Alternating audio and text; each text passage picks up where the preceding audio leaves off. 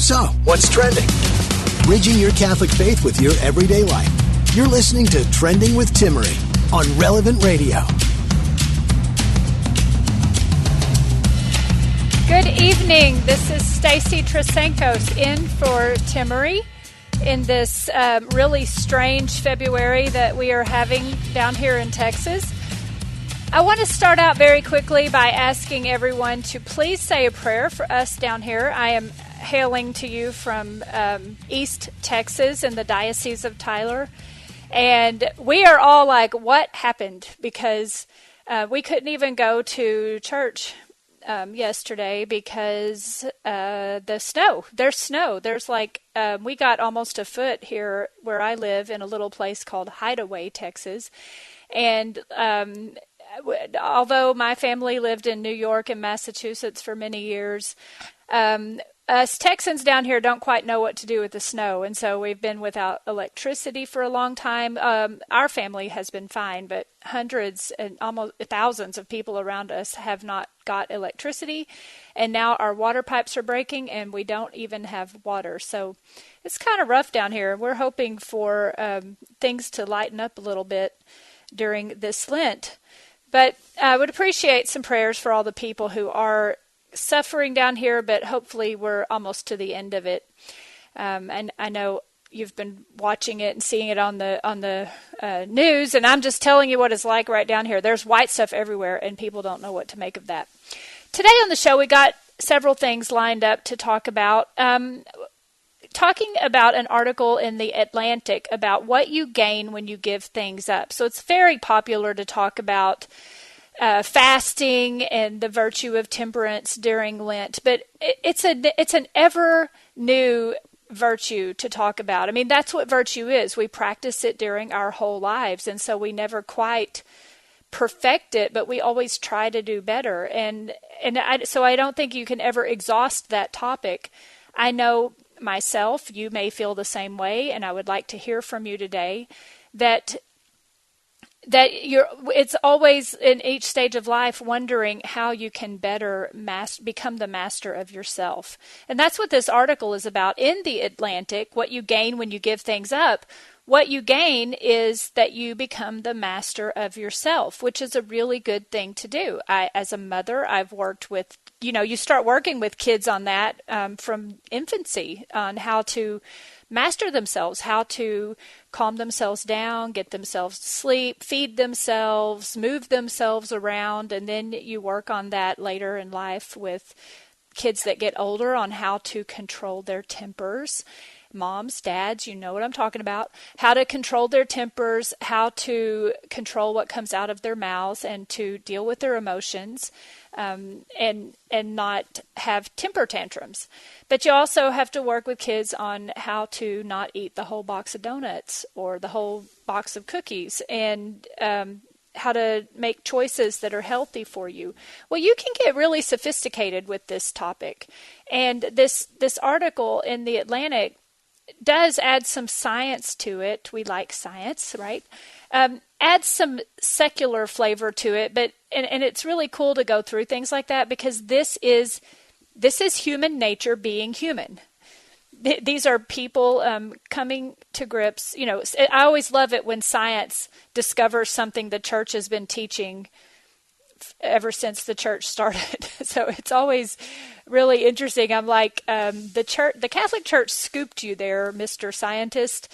And this is another such case, like the scientists are figuring out that it's really good for our happiness, and that is something scientists try to quantify, which is difficult, but that's another story. They're trying to measure the happiness in people, and they find that when you do without, when you learn to control your desires, that it makes you happier. And this is all classic Catholic teaching. So that's what we start learning. But it's really neat how it fits together, because the truth cannot contradict the truth, right? So when science discovers something that's true, a lot of times I start nodding my head like, yep, the church teaches that. Actually, I'm a convert, so a lot of these things. I heard the church teaches it, and I'm like, that makes so much sense. Anyway, we'll dive into that in just a little bit. Let me tell you about the other two topics first. We're also going to talk about more science. Sorry. I love the things that happen in science. We're going to talk about smart clothing. So not just smartphones, but smart clothing.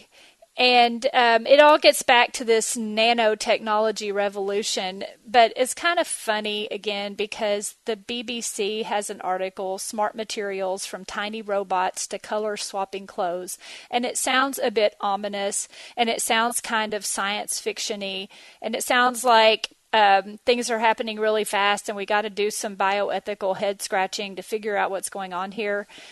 It's kind of funny to me because I've been doing nanotechnology back. I remember when that word first came along. I was a budding chemist at the time, and I became a chemist because I wanted to do nanotechnology. I thought it was really cool, but then I realized what it actually is. It's just chemistry. I am a snob when it comes to chemistry. I think if you're going to do science, you need to know chemistry. But we'll go into that because as you see these products coming out, like we talk about smartphones, and I have literally heard a famous neuroscientist and atheist say that phones are not reducible to their materials, that phones have some kind of consciousness. And it's a hoot because that's not true. Phones are just doing chemistry. It's a bunch of atoms and molecules doing what they're supposed to do. They don't have minds. They don't have a consciousness beyond it all. They just don't. They're not alive. And so when we get these really clever sounding articles about robots and color swapping clothes, it's just chemistry. But let's look at it because there are just, another example is like with smartphones, it did bring ethical issues along with it in terms of privacy. And, if you thought you were never alone standing on a street corner, you're really never alone now when you have your phone out. And there are things that we have to think about. So this is about keeping up with the times, but it's also really cool. Smart clothing, smart materials and bridges that can heal themselves. It's pretty cool stuff. So it's good to stay up on that. The last thing we're going to talk about today is a classic topic because we talk about marriage on Thursdays, and we're going to talk about loyalty. This is another oldie but goodie. Patriotism, loyalty, what are those two different things? And want to use some of the teaching from Reverend Martin Scott, a priest who wrote about this back in the late 30s, and talk about what that means to be loyal to the church versus patriotic to your country, and what that might help us today as we navigate all the things that are going on in our country and in our church. So some very fundamental stuff, but very important things that we will talk about as we head into the nighttime here. So I'm Stacy Trasancos in for Timmerie. Let's get back to Lent. So I would like to hear your calls. I know you are probably going through self-sacrifice right now. You've decided what you're going to give up for Lent or do for Lent. We're all fasting. We fasted yesterday. We're fasting again tomorrow. I would love to hear from you, callers. It's 888-914-9149. 888-914-9149. Call in and talk to me and tell me about some of the things you're doing to become a master of yourself during Lent. I struggle. I'm not going to lie. Every year that comes up, I'm like, well, I'm going to fast every day. That's what I try to do one year. I'm going to fast every day. I'm only going to eat one meal a day, and I'm going to have 2 small snacks, and I'm going to lose the 5 pounds I've been trying to get off. I'm just admitting it. I'm not saying you should do that, but it was in my head. That was my motivation. It wasn't entirely virtuous. I was hoping to I'm kind of like a multitasker. If I'm going to be fasting for Lent, I may as well try to catch up on that weight loss I was going to do. And it just it made me miserable that year. Because I felt like such a failure because my little snacks of popcorn turned into butter and salt, and it was just weird, and it was all for the wrong reasons. And I learned a very valuable lesson that year. I didn't lose those 5 pounds, but I learned that I was probably not controlling myself the way I needed to, and it was interesting. But I would like to hear, that year I remember I wrote an article about fasting, and I was bragging about eating popcorn instead of having meals. And I was giving my own advice. I would love to hear your advice for being the master of yourself during Lent. Like, what are things that help you stay motivated? Temperance, fasting is part of the virtue of temperance. And so it is something that we do practice. It's one of the 4 cardinal virtues. Y'all hear me talk about that a lot. You know, I like them. They're formulas to get through life, and I like that Catholicism gives us these formulas to know how to do the right thing. Well, temperance is one of the big ones, and fasting is a part of it. Abstinence and other things fall in there under temperance, like honesty, gluttony, sobriety, drunkenness, chastity. Those are things against the virtue of some of those are things against the virtue of temperance. But there's a whole lot of discussion on this that St. Thomas Aquinas has. So if you would like to call in and tell us what you do during Lent to become the master of yourself, that's 888-914-9149. We're looking for tips, hints, things you might like to share to get through this time together to help us all focus on the right things. The article, I want to compare this. So I like to put these two things together. I've got the modern article with modern science here, and I've got it right next to, I will juxtapose it to what St. Thomas Aquinas taught just very fundamentally on the virtue of temperance. So this article says, there are about 61% of Catholics, a quarter of Americans, that observe Lent. And not even just Catholics, even some atheists choose to observe Lent for the benefits it can bring to body and mind, because they know that it's good. Well, these Lent lovers, the article calls them, are not just oddballs. The happiness benefits, this is science lingo if you've ever studied the happiness stuff. The happiness benefits of sacrifice are backed up by plenty of social science. It gives us strategies to be happier. And so this article goes through that, suggesting that you sacrifice out of love, not fear. So you're using approach motives instead of avoidance motives. You're approaching it like, I'm going to do this instead of I'm going to do without this. And that you make it small. You start with insignificant sacrifices and you learn you can master those and build up. And then you cycle your pleasures. So you do take some time off from things you like don't eat chocolate for a week so you can get back to it and really enjoy it. We all know how that goes at the end of the 40 days. So that's what the article's talking about. But we do have a caller now. And I would like to hear from you, Amy, in Milwaukee. What do you do to be the master of yourself during Lent? All right. Well, thank you for taking my call. So I'm doing what you're doing similar, that I'm not allowing myself to eat when I'm not hungry. So when I'm full, I have to stop. And at the beginning of the pandemic, I'd never done this in my life, but I got really used to there was nothing else to do and to rely on food for that high or rush of dopamine or feeling of comfort. And it just got out of control, and that needs to stop. And I really shouldn't be looking for material things to give me that feeling when whatever I'm feeling during this pandemic. But yeah, so I just started today. I don't know. It's not fun. It's not fun, but I guess that's the point. Well, God bless you, Amy. Yeah. So you're doing what they call put the fork down. You're going to pay attention. So I think that takes a lot of self-awareness to pay attention to when you're full. Is that what you're saying you're doing? Yes. and just get up and maybe go for a walk or something. Yeah, it is that is a wonderful thing to do, and it takes some concentration, I would say. Do you find that it takes a lot of concentration?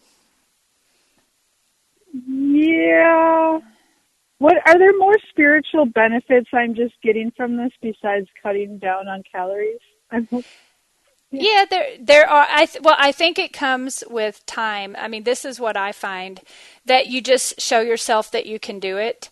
There was a period of time where I did try to take control of things, and I started going for a walk every time I would get hungry. I would go for a walk, and I didn't like it at first, but I eventually realized that I enjoyed those walks, and I started looking forward to them instead of looking forward to the food. And of course, about a year later, I was back on the other cycle again.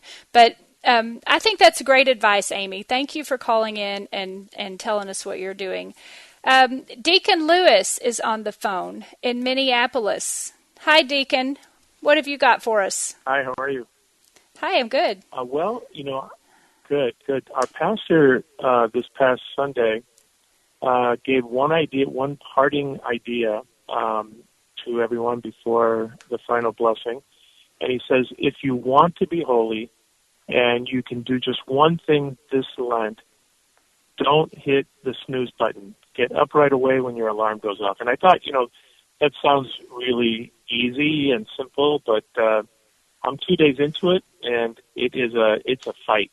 And so I thought I'd offer that up. I thought it was such a simple idea, but just still very challenging. Yes, and that fits with what this article in The Atlantic says. That says start with insignificant sacrifices. Even if you don't, if you're not suffering like uncontrollable cravings of true addiction, like you just have to stay in bed, it's a small sacrifice, but it gives you strength. That's what the article is saying, and I agree with that. It gives you a small voluntary sacrifice, strengthens the will by giving you evidence that you have more self-control than you might think. Do you agree with that, Deacon? Oh, absolutely. And I'm just a couple of days into it, and I'm already starting to find that that's true. There seems to be more freedom already. That's great.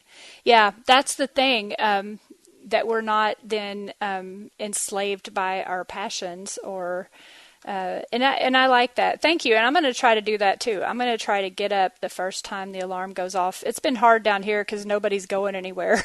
So we tend to want to stay in bed with all the snow in Texas. Thank you so much for calling in, Deacon. We have another caller on the line. Let's see. Renee in Reno is giving up TV. Ooh. Hi, Renee. Hi, Ray. Actually, hi, how are you? Actually, it is Ray, R-A-E. Ray. Yeah. I know it's different.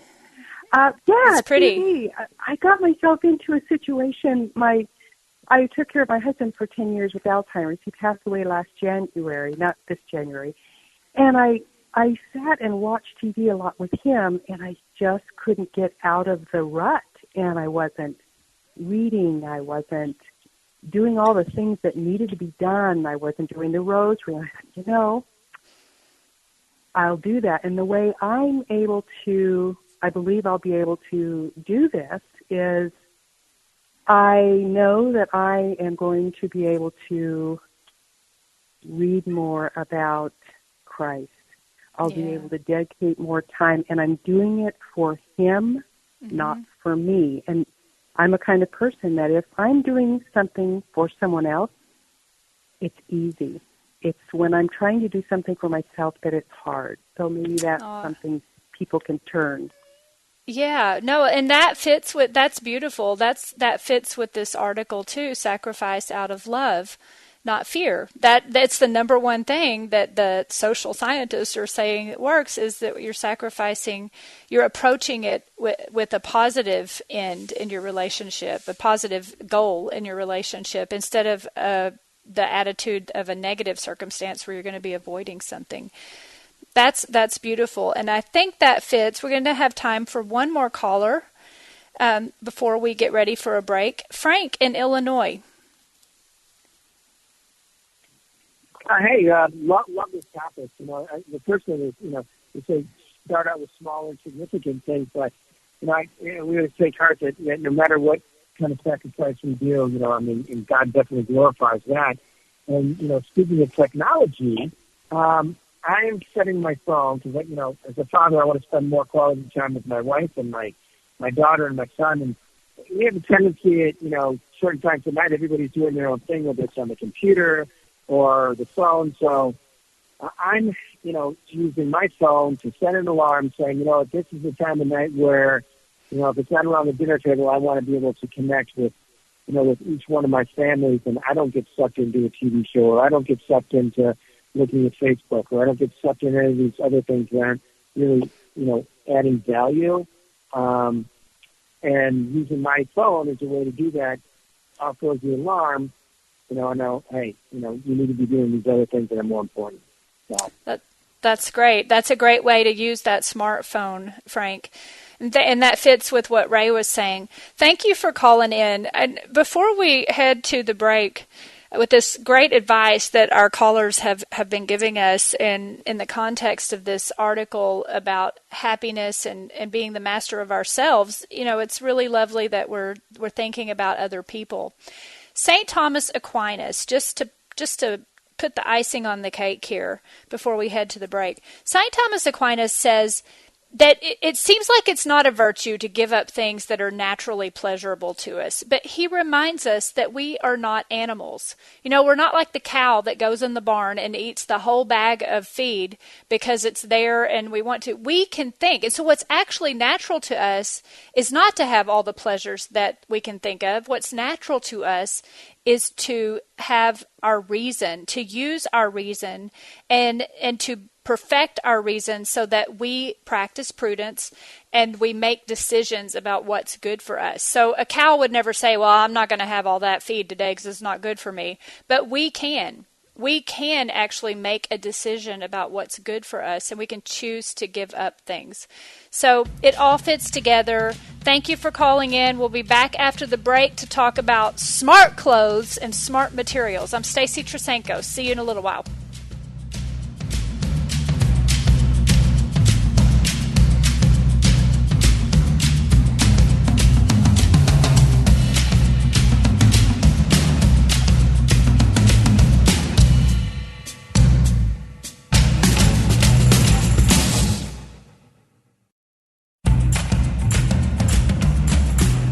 So, what's trending? Bridging your Catholic faith with your everyday life. You're listening to Trending with Timmerie on Relevant Radio and the Relevant Radio app. Hello, welcome back to the show. This is Stacy Trasancos broadcasting from snowy East Texas. It's really a hoot, as we say down here, that there's snow everywhere and sub-zero temperatures. We're not quite sure what to do. Thank you for your prayers for the people down here without electricity and water. In this segment, so last segment we were talking about temperance and an article in the Atlantic about how doing without makes you happier because it makes you the master of yourself. I want to change gears a little bit now and talk about something else, smart materials, something else that we are mastering, not of ourselves, but mastering nature. And you may hear the word smart materials or smartphone, or you may hear that there are little robots that are going to be injected into your body and go around and fix things. And it might sound kind of familiar, a little bit like something from the past of science fiction. 4 men and a beautiful girl, off on a fantastic voyage, actually entering inside the human body, exploring an unknown universe, unknown dangers.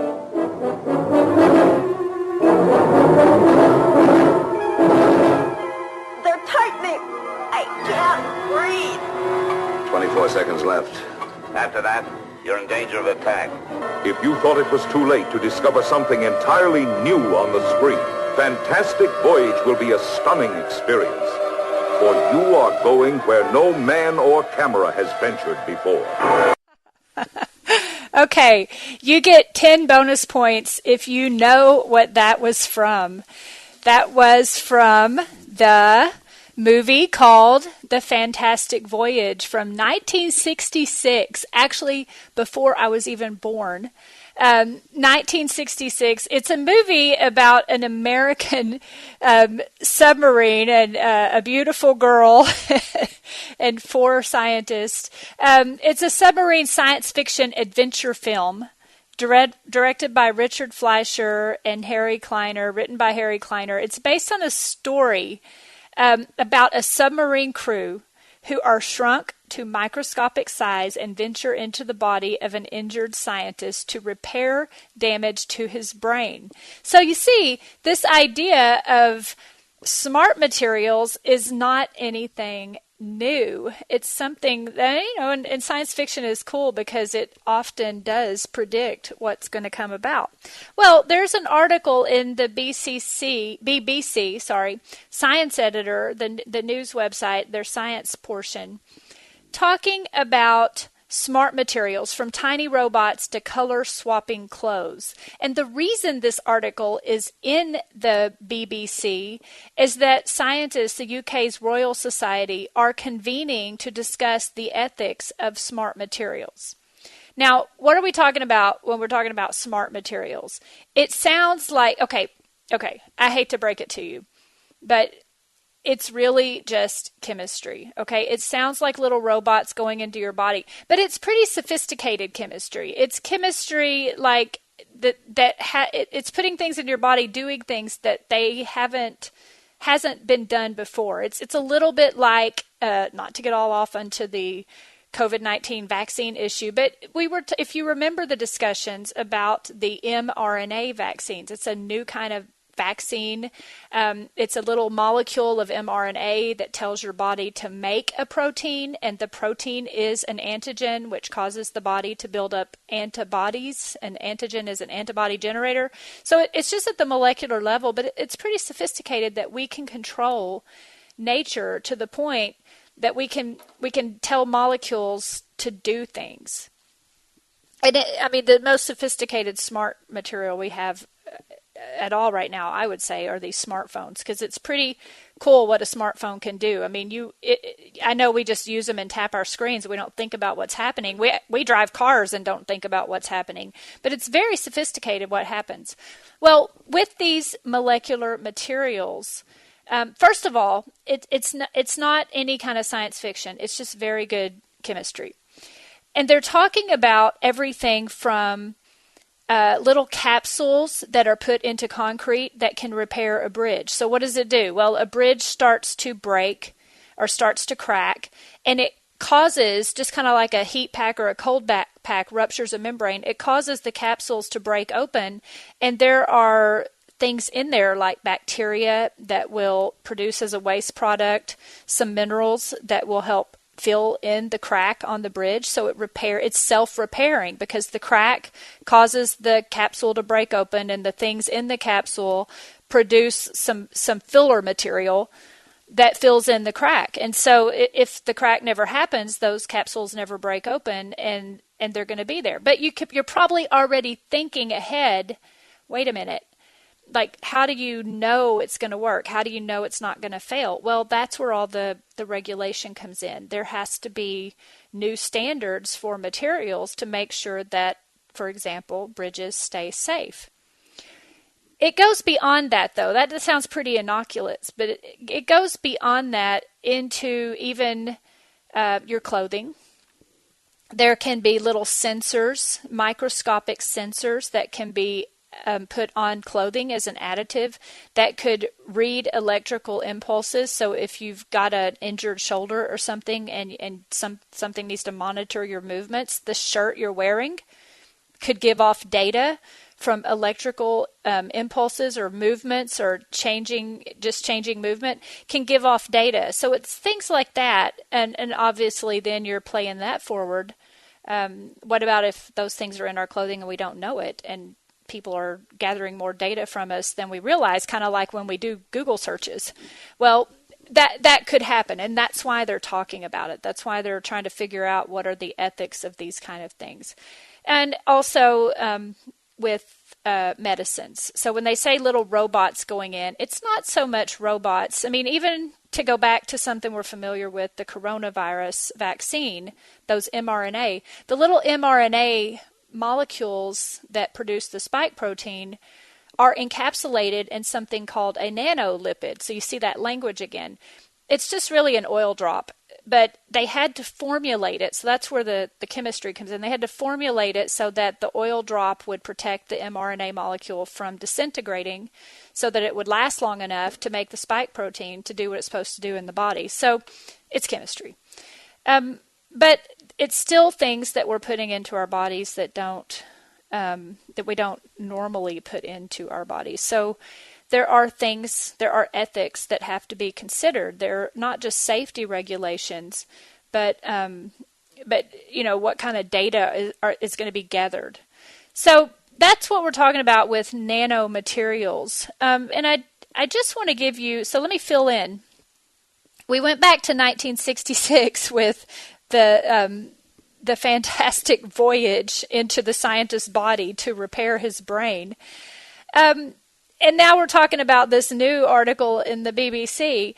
In the middle there, I just want to tell you a little bit more about something like this. I used to work as a chemist for DuPont spandex. And you may not think about it this way, but lycra spandex, like if you have stretch jeans, or stretchy t-shirts, or undergarments, socks, pantyhose, lycra, any swimming suits, anything that lycra spandex is in, it's actually what we would call a smart material. It's an elastic. It's like rubber. It stretches, but the reason it stretches is that part of it is a solid and part of the polymer is a liquid. And so the liquid flows, but the solid pieces keep it from breaking. So that's how come it stretches and then goes back to its original shape. And it's a pretty sophisticated material. You may remember another nanotechnology that came along and affected our clothing. So I'm telling you this to sort of ease your mind that we're not talking about anything too weird here, but there could be ethical ramifications later down the road. But I don't know if you remember the Dockers pants that wouldn't get wet. Like there were commercials where the guy's on a date and he spills wine on his pants and he thinks, oh no, I'm going to have to go home because my pants are going to have red wine all over them. But lo and behold, the pants just repel the wine. The wine rolls right off of them. And his pants don't get stained. They're stain resistant. There was a whole movement back in the 90s. See, I said it's in the middle. In the 90s where we were considering things like that. And all it was Teflon. So it was Teflon. You take, that stuff that keeps things from sticking in your pots and pans. Well, it wasn't fixed on the cotton fibers the same way we fix it onto steel pans. But similarly, we would take a piece of that Teflon molecule, Teflon being this polytetrafluoroethylene. It has carbons and fluorines on it.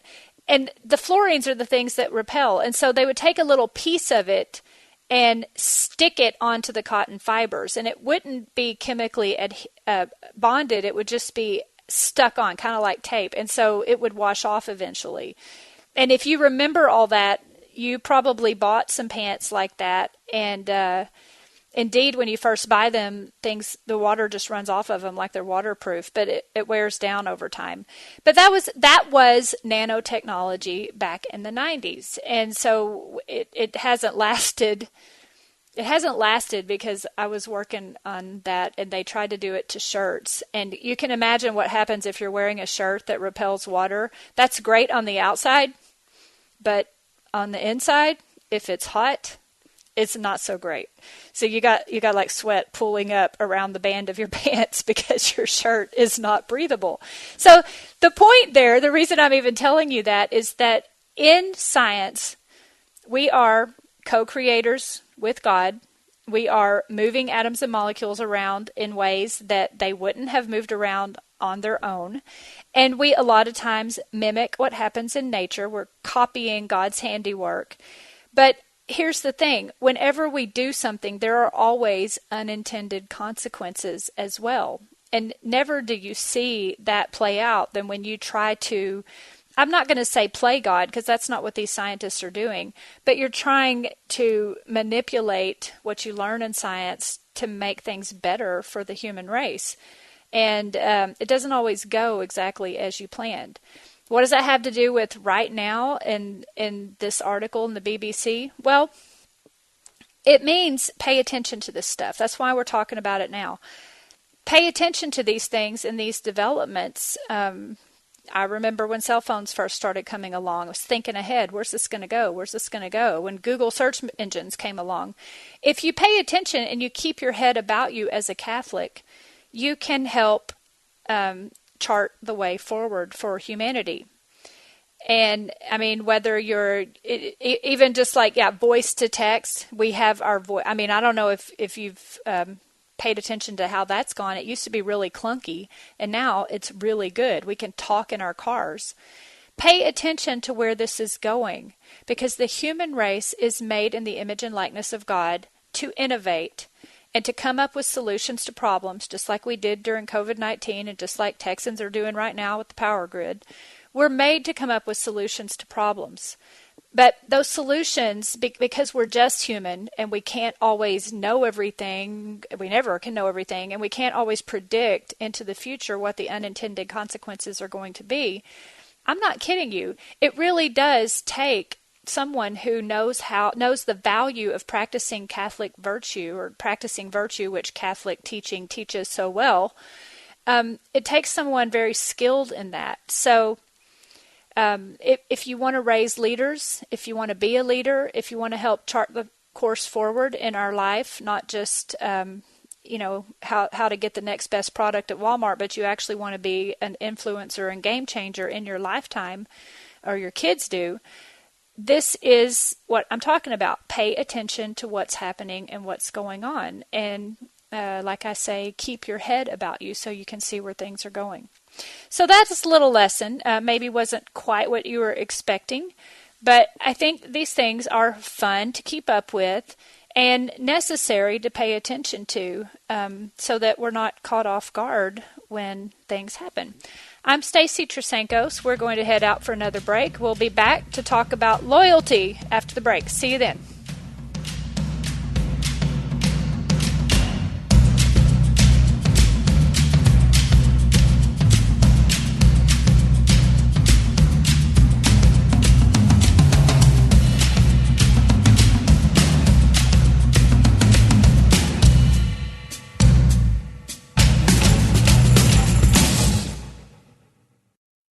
Catholic Order of Foresters is proud to sponsor the Relevant Radio studio line.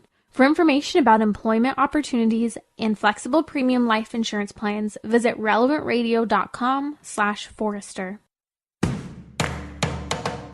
We're talking about what you're thinking about. You're listening to Trending with Timmerie on Relevant Radio and the Relevant Radio app. Welcome back to the show. This is Stacy Trasancos in for Timmerie this evening. And before the break, we were talking about smart materials and paying attention to what's going on in technology as part of living the Christian life. We have a caller that has something to say about that. Gianni, welcome to the show. Oh, well, thank you for taking my call. Very welcome. And I want to say that since you've been filling in, you're an inspiration to women to go into the sciences, and it's long overdue. But hey, something that is concerned me is that, our exposure to electromagnetic radiation over the last century and that. And now with the cell phones and that, do you foresee that this might be a problem going down the road? That, the cell phone people are, while you can use them on the speakerphone, which I am doing now, still, this is a big part of our culture and lifestyle. Do you think we're going to see problems with brain injuries and cancers due to our exposure to all kinds of electromagnetic radiation? Refrigerators, television, cell phones. Yes. What's your take on it? Here's my take. And so this isn't something that I have intentionally studied a whole lot about because, just to preface this, when my kids were small, I started doing things like that, and it made me crazy. I was getting to the point where I was afraid to do anything because there was some contaminant in the plastic cups or something I was doing. And so I had to stop with all of that. But here is my take, Gianni, on the radiation. I know this from having worked in the industry. As a research scientist, we kind of are always living the experiment. And I'm not saying that to scare anyone, but there are unforeseen consequences in just about everything we make a decision to use. And it is impossible to fully know.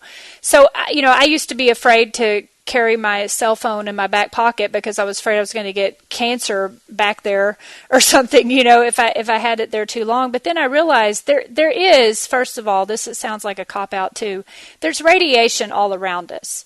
I mean, we live immersed. Radiation is natural.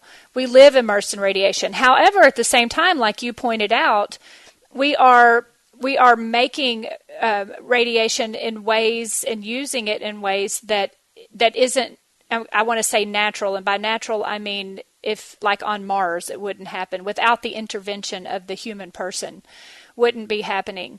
And so there's only one way to fully get that answer would be to have controls where you had people growing up with none of these devices and people growing up with these devices, and probably in parts of the world you could find that. But somebody would have to do an intentional study to compare the two things. But how we are right now, the truth is, we just really don't know exactly what all the effects of that. And it gives me pause. It does. I mean, when I'm eating a piece of bologna, I'm not sure what all I'm putting into my body. When I eat a lot of things, I'm thinking about how preservatives are part of my life. And when I use the cell phone, I do think about it when I'm staring at that screen all the time. This is not something that the generation before me did. And so I don't really know. I can just tell you, having worked in the industry, that a lot of times they're just people too, and they're focused on the bottom line, the market, getting products out to the market, studying the market. And the scientists there aren't always able to think through every possible effect or consequence on the people that use the product. So it's kind of just the way we live. How does that sound, Gianni? Does that sound like not a good answer? No. It sounds like a very plausible and common sense answer.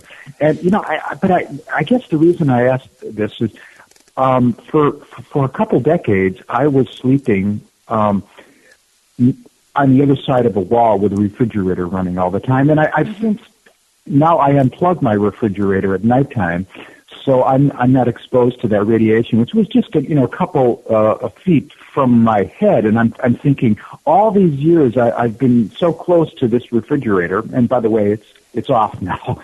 But I think that is something I should have done long ago. And who knows? I'm 56, so who knows if it was harmful to me. But the appliances that we are associated with and exposed to, it's very atypical in human history. We're at a very different point now. So, Yep, we're sort of swimming all around in radiation all around us, these electromagnetic fields. But yeah, it's something to think about and to try. I know people that don't use microwaves. We do, but there's microwaves, radio waves, gamma waves. There's all kinds of radiation all around us. So there are also angels all around us. So maybe ask the angels for protection from the radiation. Thank you, Gianni, though, for bringing that up. I think that was a good thing to add to the conversation. I want to switch gears right here at the end of the show as we're getting ready to wrap up and just say a few words about loyalty. I thought these words were very beautiful. They're from a priest. His name is, you probably heard of him, Reverend Martin Jerome Scott, S.J. He was an American priest of the Society of Jesus. And he wrote a number of pamphlets and books. And the one I'm looking at now, I believe it was from 1938, so it's been around for a while. It's posted at Catholic Answers, by the way. They have it on their website. It's called Loyalty to the Church. In the context, just to say a little bit about marriage, I mean, I think about marriage every day, all the time, because I am married, and it is one of the most difficult and most wonderful relationships of my life, because I'm so close to my husband, and we're so vulnerable to each other. But he's talking about patriotism compared to loyalty to the church, and it's really beautiful. I just want to leave you with some of the things that he said. A patriot doesn't go around saying, what is the government making me do? What is the government going to allow me to have? A patriot loves his country. A patriot wants to serve his country. He wants to add. He wants to do something. He's not just avoiding violations. He's working to help there be law and order. And he doesn't do it because he's forced. He does it out of love. He wants to be additive to his country. He wants to uphold her good name at any cost. If something tries to destroy his country, he will fight to protect his country. And Father Scott was putting this in the context of loyalty to the church. So it's ramped up, right? All these secular things, just like we were talking about doing without to be the master of yourself, it's really for a bigger and greater reason. Our goal of everything we do, even if you're trying to pick out the best brand of mayonnaise to buy at Walmart, our goal in everything we do is all flowing towards that ultimate destiny of making it to heaven. We're trying to get to heaven, and we're trying to take as many people there along with us as we can. And so if you're loyal to the church, you don't go around saying, what do I have to do during Lent? What do I have to do? And I think Americans, you probably think, well, I don't know what you think, but I'm just guessing. You might think, well, I know this. I talk about it all the time. But think about what it is we're doing here, because we're seeing a lot of American Catholics all over the world really start to ask what it means to be loyal to the church, because the pandemic said you don't have to go to church all the time. You can do spiritual communion. And now down here in Texas, we couldn't even go to church yesterday for Ash Wednesday. What does it mean to be loyal to the church? It's even more than being patriotic to your nation. Being loyal to the church means you're not just abiding by church teaching because that's what the church says you have to do. You're doing it because you love Christ. You're doing it because you are loyal to this institution. You're not tearing the institution apart. You're not dividing the body of Christ. You're not criticizing the bishops. You're not, you may have disagreements, but you're not trying to rip it apart. You're trying to build it up. You're loving Christ. You're serving Christ by building up the body of Christ. And so you, like the Father Scott gives several examples, like when it comes to Catholic schools, you're helping make them better. When it comes to building civilization, you're ultimately patriotic to your nation because you're loyal to the church. You're helping to build civilization so that the whole country, even people who are not Christian, are living by the truth, the natural law. So people are living according to what's right and what's good. Just like I said, just like St. Thomas Aquinas said about fasting and temperance, it's not natural to us to just eat the whole bag of donuts. It's natural to us to use our reason and perfect our reason and make a good decision about a donut or what we're going to eat. Likewise, in our nation and in our church right now. And so I don't know how what plays out for you in your particular situation, but I love that attitude he's talking about, being loyal to the church out of love. We're doing what we can, not just because we have to. We're doing it for the greater good. And so keep that in mind. We know that eventually success will crown the church's efforts. The gates of hell will not prevail. Loyal Catholics are the chivalry of Christianity. I'm Stacy Trasancos. I will see you next week. Be blessed and have a great Lent.